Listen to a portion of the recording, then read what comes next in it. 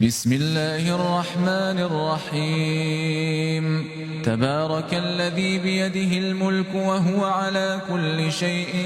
قدير الذي خلق الموت والحياة ليبلوكم أيكم أحسن عملا وهو العزيز الغفور الذي خلق 7 سماوات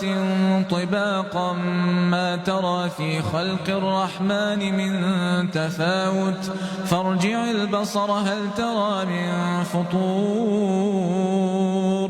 ثم ارجع البصر كرتين ينقلب إليك البصر خاسئا وهو حسير ولقد زينا السماء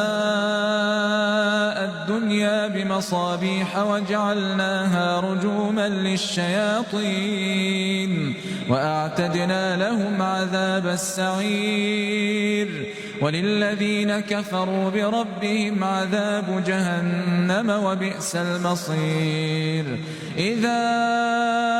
ألقوا فيها سمعوا لها شهيقا وهي تفور تكاد تميز من الغيظ كلما ألقي فيها فوج سألهم خزنتها ألم يأتكم نذير قالوا بلى قد جاءنا نذير فكذبنا وقلنا ما نزل الله من شيء إن أنتم إلا في ضلال كبير وقالوا لو كنا نسمع أو نعقل ما كنا في أصحاب السعير فاعترفوا بذنبهم فسحقا لأصحاب السعير إن الذين يخشون ربهم بالغيب لهم مغفرة وأجر كبير وأسروا قولكم أو اجهروا به إنه عليم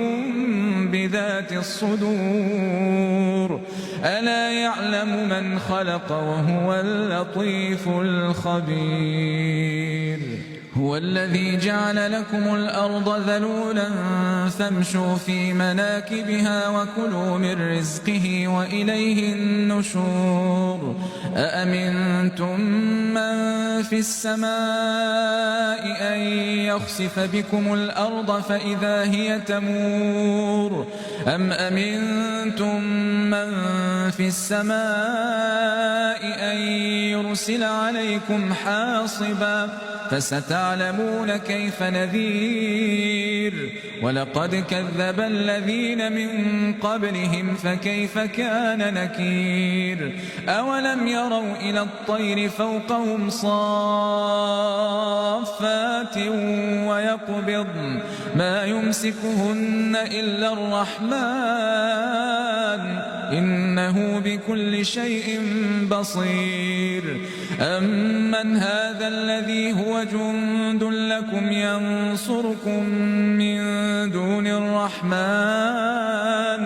إن الكافرون إلا في غرور أمن هذا الذي يرزقكم إن أمسك رزقه بل لجوا في عتو ونفور أفمن يمشي مكبا على وجهه أهدى أمن يمشي سويا على صراط مستقيم قل هو الذي أنشأكم وجعل لكم السمع والأبصار والأفئدة قليلا ما تشكرون قل هو الذي ذرأكم في الأرض وإليه تحشرون ويقولون متى هذا الوعد إن كنتم صادقين قل إنما العلم عند الله وإنما أنا نذير مبين فلما رأوه زلفة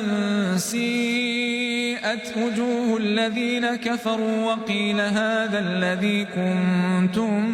به تدعون قل أرأيتم إن أهلكني الله ومن معي أو رحمنا فمن يجير الكافرين من عذاب أليم قل هو الرحمن آمنا به وعليه توكلنا فستعلمون من هو في ضلال مبين قل أرأيتم إن أصبح ماؤكم غورا فمن يأتيكم بماء معين